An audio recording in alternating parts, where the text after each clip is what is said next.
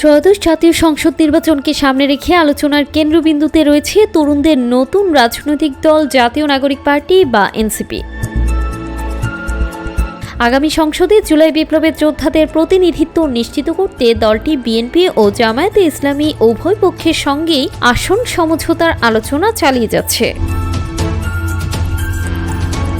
দলীয় সূত্রে জানা যায়, এনসিপির উদ্দেশ্য হল সংসদে বিপ্লবীদের অবস্থান নিশ্চিত করা।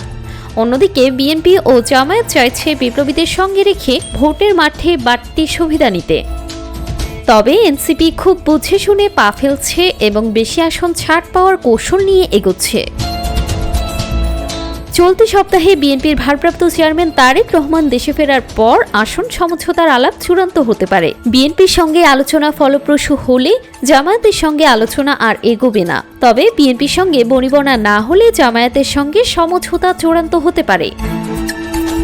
বিএনপি স্থায়ী কমিটির সদস্য সালাউদ্দিন আহমেদ নিশ্চিত করেছেন যে এনসিপি সহ কয়েকটি দলের সঙ্গে তাদের আলোচনা চলমান। এনসিপির নেতারা বলছেন, 20 জানুয়ারির আগে চূড়ান্ত সিদ্ধান্ত নেওয়ার সুযোগ আছে। সমঝোতা না হলে এনসিপির নেতৃত্বাধীন গণতান্ত্রিক সংস্কার জোট নিজস্ব প্রতীক নিয়ে ভোটের মাঠে লড়বে। ইতোমধ্যে এনসিপি প্রথম ধাপে 125টি এবং তাদের জোটসঙ্গী এবি পার্টি 109টি আসনে প্রার্থীর তালিকা প্রকাশ করেছে।